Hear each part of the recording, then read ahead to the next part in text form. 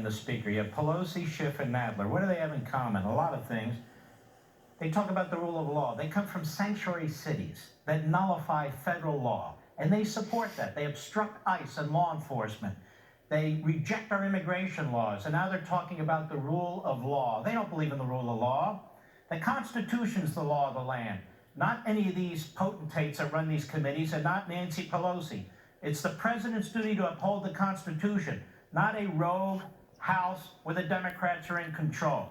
Literally every president who crosses the House of Representatives in the future under the standardless procedures they have in place with abuse of power and obstruction of Congress is subject to potential impeachment if they don't bow to the will of the majority in the House of Representatives. First of all, obstruction of Congress, they say, right? Has the Senate done anything yet? So how is it obstruction of Congress? It's obstruction of a rogue faction of radical Democrats in the House of Representatives. Once they won the majority, they immediately ran for impeachment. The President of the United States has no obligation to them.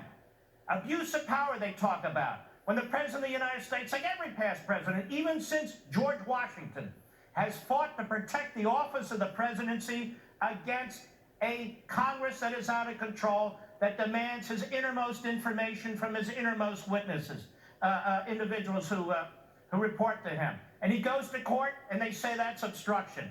Let me tell you something. Every past president who would be subject to impeachment under the current articles being debated in the House of Representatives, John Adams would be impeached. He shut down newspapers, he imprisoned reporters. Abraham Lincoln would be impeached. He shut down 300 newspapers, he imprisoned reporters. Thomas Jefferson would be impeached. The Louisiana Purchase without budget approval from the Congress. Woodrow Wilson would be impeached. He segregated the civil service, and he put political opponents and reporters in prison. He would be impeached.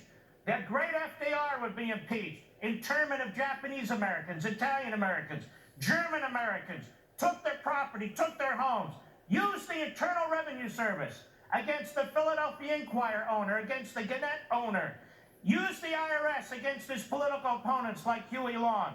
FDR would be impeached 25 times. John Kennedy would be impeached. Used the IRS and the FBI against his political opponents, leaked information against them. Lyndon Johnson would be impeached. Used the IRS, the FBI, and the CIA to tap into his political opponents and into civil rights leaders, and by the way, became a multimillionaire while he was a senator. We'd have a lot of impeachment going on under these bogus rules that this rogue House Democrat leadership has put in place. Let's look at the history of the Democrat Party. It's an ugly history with some gaps of goodness.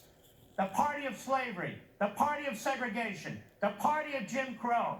And when the Democrat Party does what it does like that, it needs to be slammed down. And it needs to be slammed down now. The next Democrat president of the United States must be impeached. Not to get even, not because we're at their low level, because the Republicans can't live under one constitution when the Democrats live under another constitution. And it's the only way we're going to stop them. One party can't be allowed to abuse the Constitution yet wave it around while the other party sits there and takes it. The Democrat Party must be slammed down. The next Democrat president, if they vote for impeachment against President Donald Trump, must be impeached. And we have the blueprint. It's the Pelosi project. She even said today, we've been at this for 22 months, for 2 years. What do you mean we're being fast here? We have the plan. Endless unconstitutional subpoenas. No resort to judicial review. No due process. Accusers are protected from scrutiny. Phone calls of foreign leaders must be released. The president's closest advisors must testify. Tax returns, business records, bank records, business associates, all subject to congressional access, and demand the appointment of a special counsel. That's the Pelosi project. It must become the Republican project when there is a Democrat president. One other thing. Look at this damn thing. This is 500 pages. This is the Mueller report. It took him 500 pages to say the President of the United States is an innocent man who didn't commit any crimes. 500 pages, 2.5 years, $40 million. That's that. Then we have another one that's 500 pages long. Look at this. Look at this. What is this? This is an Inspector General report that says what? That says the Obama administration. You listening, Mr. Holder?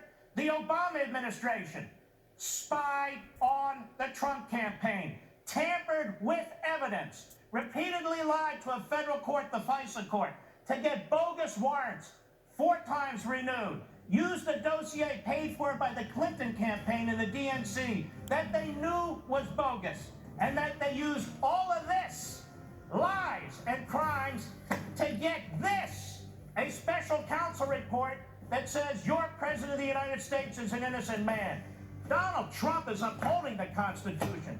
Donald Trump is the victim. It is the members of the House of Representatives, the Democrats. They're the ones who need to be impeached. That's it.